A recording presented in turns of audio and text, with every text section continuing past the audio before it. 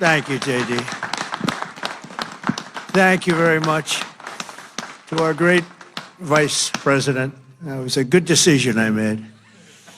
This morning on these hallowed grounds where generations of American heroes rest in eternal glory, we gather to fulfill the sacred duty of every free man and woman.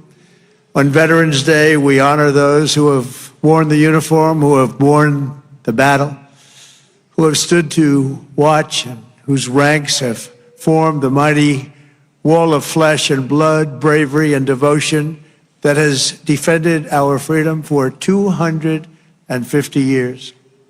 Today, to every veteran, we love our veterans, we say the words too often left unsaid. Thank you for your service. Thank you very much.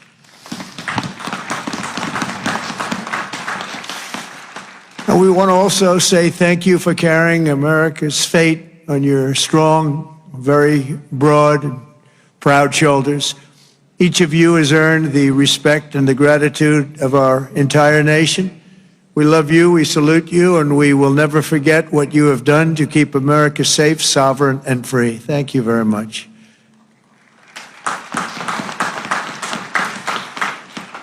And we're also honored to be joined by a great man. He will go down as a great man someday. Speaker Mike Johnson. Speaker. Wherever you may be, Speaker. We love you, Speaker. There he is, right there. Good. Got a good location. He always gets a good location.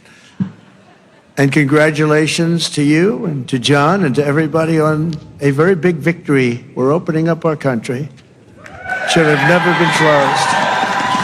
Should have never been closed.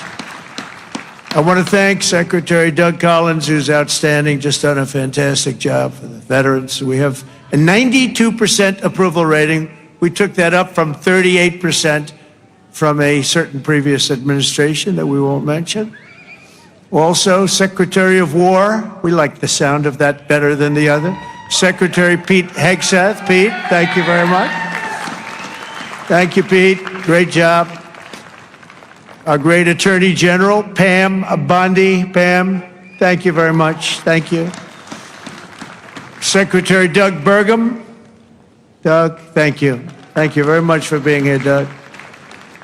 The #1 energy person anywhere in the world, acknowledged. I was amazed that he took the job, and he did it without hesitation. What he gave up, what Doug gave up, what all of them gave up, nobody would ever know, but Secretary Chris Wright, #1 anywhere in the world, acknowledged. And drill, baby, drill, Chris, right? Drill, baby, drill. The energy prices are way down, and they're going further. Secretary Linda McMahon, Education, moving education back to the states, Linda, right? Getting it back to the states where it belongs. Secretary Laurie Chavez DeReamer, thank you, Laurie, very much. Director Russ Vogt. Director, thank you. What a good job he's doing. Cutting, but fairly cutting. Director Tulsi Gabbard. Thank you, Director.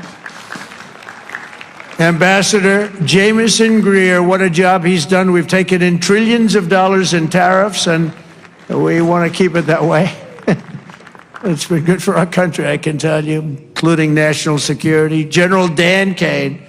General, thank you. He's a real general. And congratulations on wiping out the nuclear capability of Iran in about a matter of seconds once they got there. They traveled a total of 37 hours, but once they got there, they were very quick. And also to many other very distinguished guests. We have an amazing group of people. I'd like to name every one of you, but I think a lot of people would be upset. It's a little cold. The pages of American history are filled with the tales of titans, icons, innovators, and trailblazers who built this country into the greatest, most ambitious, and most prosperous nation the world has ever seen. And we brought it to new levels. I'll tell you, we were going in a direction for a period of time, but we've never been hotter than we are right now. This is the hottest country anywhere in the world. Yet every captain of industry, every pioneer of science, and every star whose brilliance has lit up the lights of Broadway all share one thing in common. They only had the chance to soar because the veterans had the courage to serve. They took care of those people. They took care of all the stars.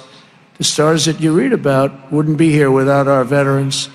Everything we have, everything our country has achieved has been purchased by the muscle, spine, and steel of the United States military.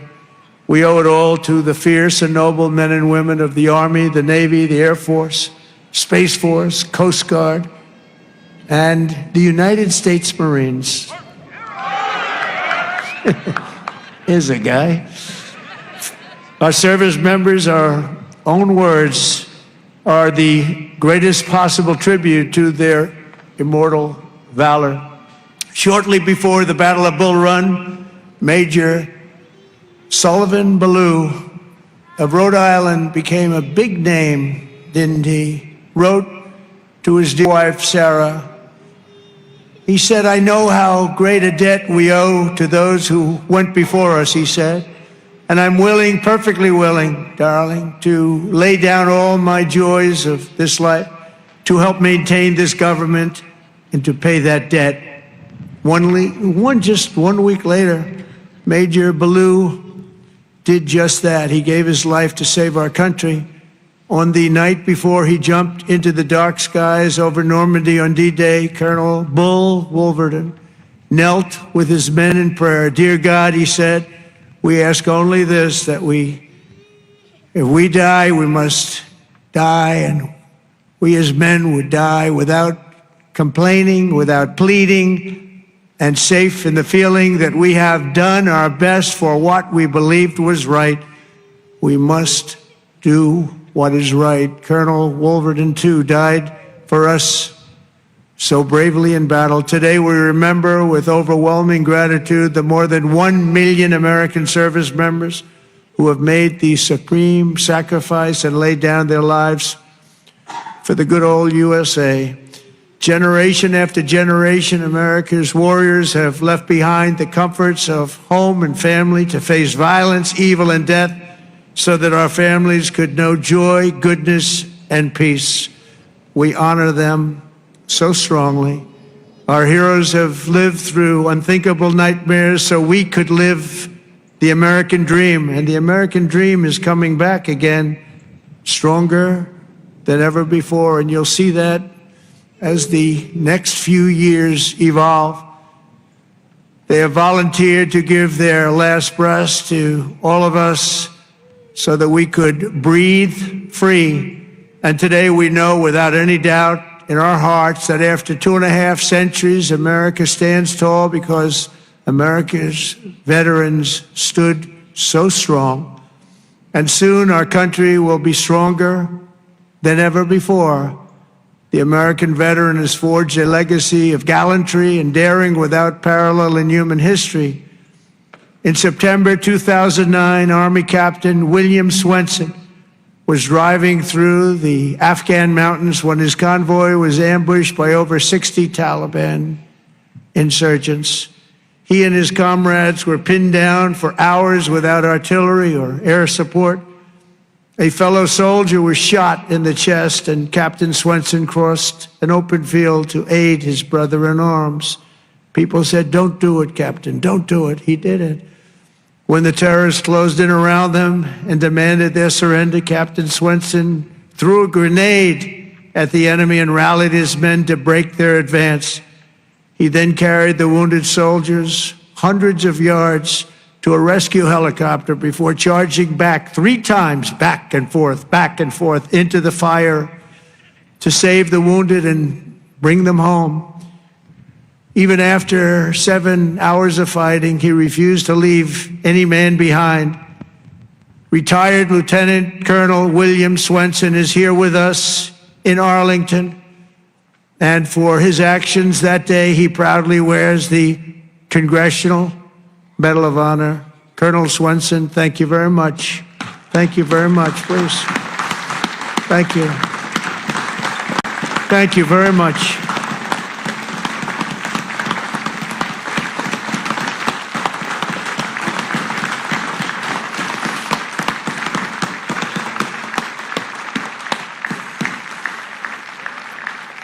the ultimate honor. Thank you. Another person who shows the Medal of the American Veteran is Dale Stovall. As an Air Force helicopter pilot in Vietnam, Captain Stovall was assigned to rescue a downed American airman deep in hostile territory. Despite the extreme peril, Captain Stovall took off in his HH-53C helicopter and soon came under intense fire, forcing him to turn back.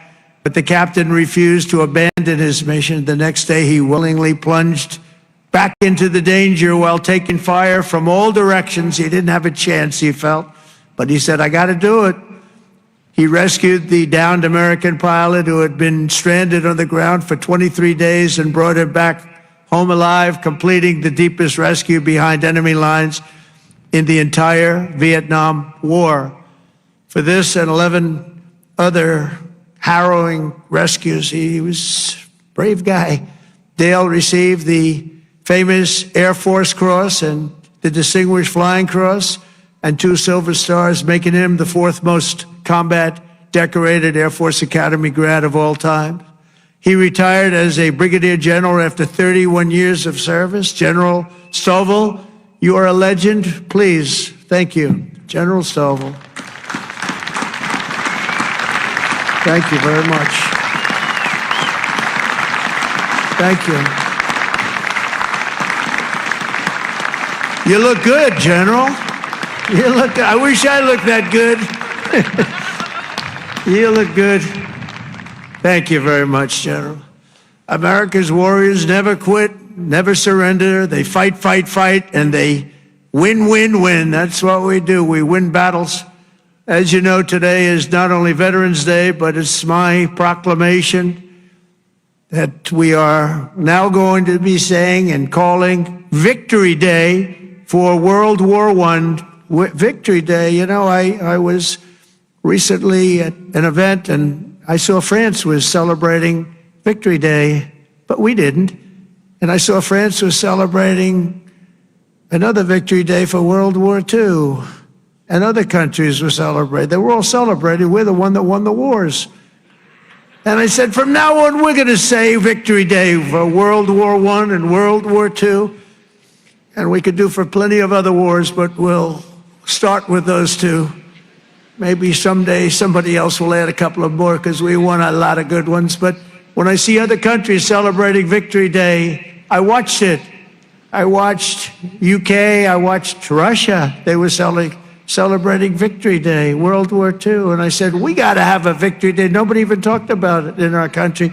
But from now on, we're going to be celebrating Victory Day for World War I, for World War II, and frankly, for everything else. Under the Trump administration, we're restoring the pride and the winning spirit of the United States military. That's why we have officially renamed the Department of Defense back to the original name, Department of War. And remember, we won World War I, we won World War II, we won everything in between, we won everything that came before, and then we brilliantly decided to change the name of this great thing that we all created together. And we became politically correct. We don't like being politically correct.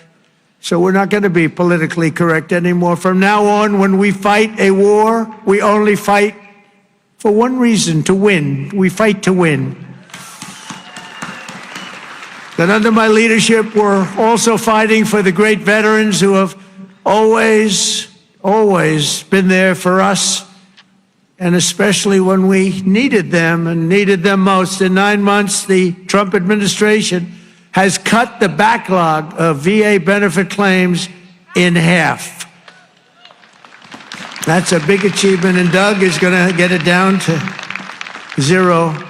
During the Biden administration, the backlog exploded like we had never seen before, and I'm going to eliminate 100% of that backlog. We're moving at that pace, and already we've processed more than 3 million backlog claims, the most of any year in the history of the VA. We've added more than 1 million extra service hours across the VA centers, and we've opened 20 new facilities in 13 states, something that people said just not possible to do.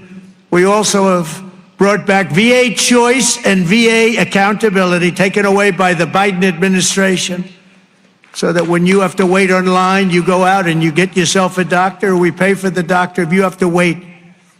And the other thing is we fired thousands of people who didn't take care of our great veterans. They were sadists, they were sick people, they were thieves, they were everything you want to name, and we got rid of over 9,000 of them. And then when Biden came in, he hired them back, many of them, but we got rid of them. And I think we got rid of them permanently. We replaced them with people who love our veterans, not people who are sick people. We're also confronting the challenge of veterans' homelessness, and earlier this year I signed an order establishing the National Center for Warrior Independence to house up to 6,000 veterans in need, and we will not stop until we have ended the tragedy of homeless veterans once and for all. I'd see in New York where people that came into our country illegally, they came in illegally, would be put up in hotels, and veterans would be sitting on the sidewalk outside of that hotel where these other people are put in. And many of the people that came in were put in from prisons. They were murderers. They were drug dealers. They were people that we didn't want in our country. They were staying in hotels, luxury hotels, and our veterans were sitting on the sidewalks watching them go in. I said, that's never going to happen under this administration. I also signed the VA Home Loan Program Reform Act, because no veteran should be kicked out of their home for what they call a late payment. It's not happening. And I'm pleased to report that since January, the veterans' unemployment rate has fallen by more than 26%. That's amazing. Work hard on that. And I also want to give a very special thanks to all of the veteran service organizations that work so hard. They're all represented here today. But they work so hard on behalf of our great veterans, and one of the heroes who reminds us of why we fight for those who served in uniform is Army Major and West Point grad Jonathan Turnbull. In 2019, Jonathan was conducting an operation in Syria when a suicide bomber approached and detonated his vest, leaving Jonathan gravely wounded, so badly wounded, they thought he had no chance. The injuries were so severe, the doctors gave him, everybody, they just looked, they all cried. They knew him, they loved him, and they were just crying. They said, no chance. He was resuscitated 3 separate times, and he underwent 22 surgeries, but he refused to give up. He wanted to live. He loved this country. He loved his family. He wanted to live. He was going through hell. I visited Jonathan at Walter Reed in 2020, remember it so well. And today I'm delighted to say that Jonathan is not only alive, he is here with us, back on his feet, and living a great life alongside his beautiful wife, Samantha, and their 3 incredible children. Jonathan, Samantha, please. God bless you. God bless you. Thank you. Where are you? There he is. There he is. Beautiful. Thank you very much. Thank you. You're a tough guy. You're a tough one. Nobody could have gone through what you went through. He's doing good, isn't he, huh, Samantha? Thank you very much, both. And in conclusion, from the very beginning of our country, our great American flag has always been shielded and protected by a special cast of citizens who has stepped forward to safeguard liberty's cause. When danger came, when duty called, when Almighty God asked, who had the will and the strength to defend the land of the free, each and every American veteran stood up and said, here I am, send me, here I am. They've come from every corner of this nation, from the cornfields of Iowa to the hills and valleys of California, from the steel towns of Pennsylvania to the vast plains of Texas, from the banks of the mighty Mississippi to the 5 boroughs of New York City. With selfless commitment and unyielding conviction, they made themselves America's ramparts and became the shield between our homeland and those who would do us harm. With everything they had, they did one thing above all else. They put America first. On the decks of destroyers, beneath the thunder of cannon fire, in the cockpits of our beautiful B-2 bombers. Aren't they beautiful now? We respect them so much. What a job they did. That in an instant completely obliterated Iran's nuclear capability, of which we have just ordered, I have to say, many more of the updated versions of that incredible piece of art. They defended the American Republic, dispensed American justice, crushed the enemies of freedom, and vanquished the forces of wickedness and evil. That's what we've been doing. Because of what every veteran has done today, the flame of liberty shines bright. The people of our nation sleep safe. The American dream surges forward, and our magnificent destiny stands more splendid and glorious than ever before. So I want to say thank you once again to every American veteran. You are very, very special people, and always in our heart. And thank you very much, and God bless you, and God bless the United States of America. Thank you very much. Thank you, everybody. Thank you very much.